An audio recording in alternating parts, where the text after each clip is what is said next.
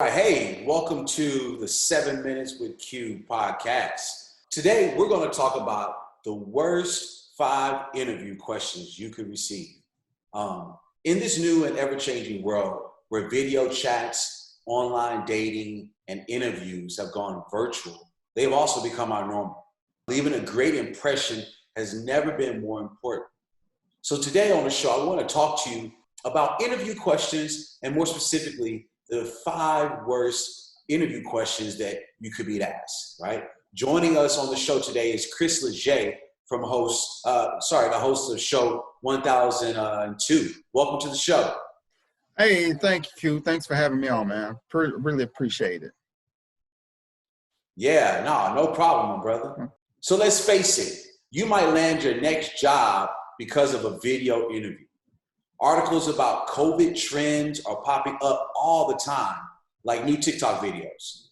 Titles like Video Interview 101, a new trend of recruitment are becoming, ubiquitous online. So, Chris, you say you know what the worst 5 questions are in an interview. Come on, tell us, what are they? So here are my top 5 interview questions. I'm gonna count them down from 5 to number 1. Okay, number 5 is, they'll ask you, what are 3 good qualities about yourself and what are 3 bad qualities about yourself?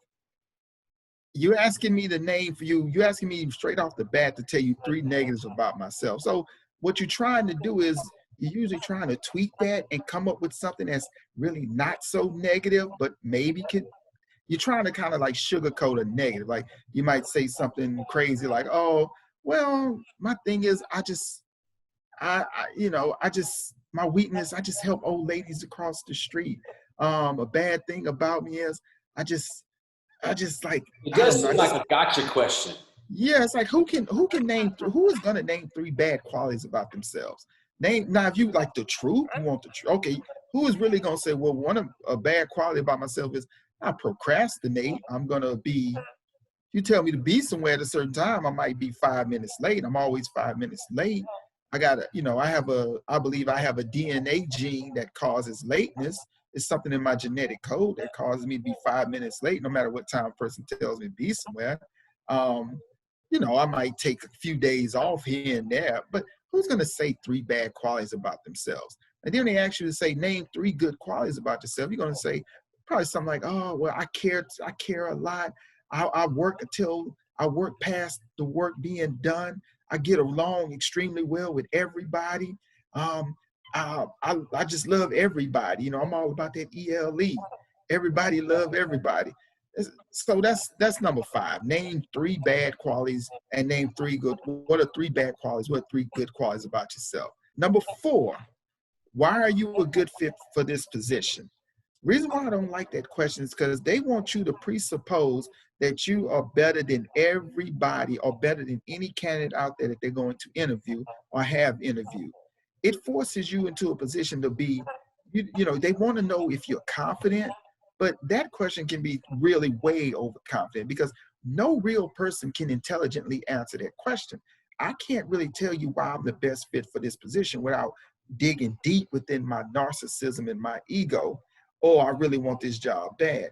Then the reason why you can't answer that is because you haven't met those other candidates. You don't know what they bring into the table. You don't know what their experience level is.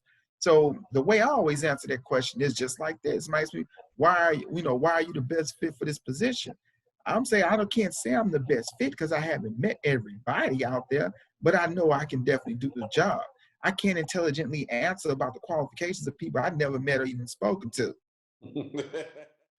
It's one I always say, so what can you tell me about yourself?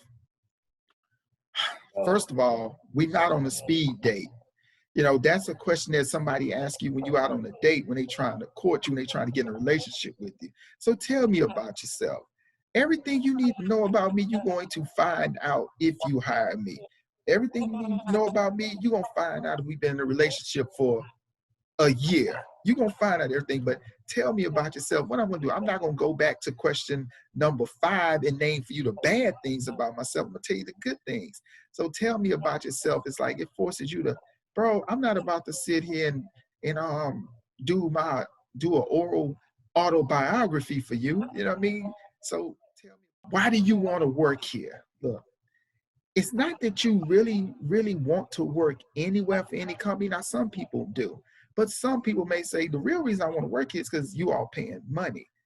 You know, it's like, that's the only reason I want to work here. It's like, and even if you volunteer for a place, it's not like you want to volunteer for that place. You're doing it because you need to work here. So the question isn't why do you want to work here? The question is, why do you need to work here?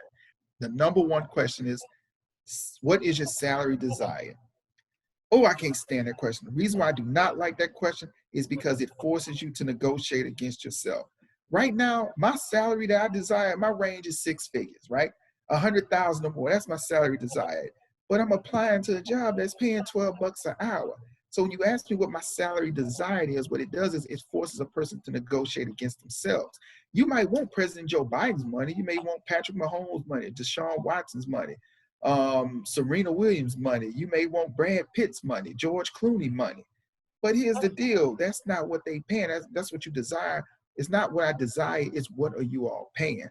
You see, when they ask you what your salary desire is, like I say, you got to try to think of a number that's not too high and that's not too low. So you automatically in your mind negotiating against yourself. What I like to ask is, man, look, how much is the job paying? Because I'm looking for a job paying $20 an hour and you all are paying 13. And if you're not willing to come up, they probably say, we'll come up to 15 after 6 months. Y'all can tell I had some real crappy jobs. But what I'm saying is that they'll ask you salary desired is, I hate that question because it forces you to negotiate against yourself. And they are purposely getting you to lowball yourself. Well, hey, there you have it, folks. I'm your host, Q. You have been watching 7 Minutes with Q. Hey, leave us a comment and tell us what you think. Use the hashtag 7MWQ. Yes, the number 7MWQ. Peace. Thank you, Q.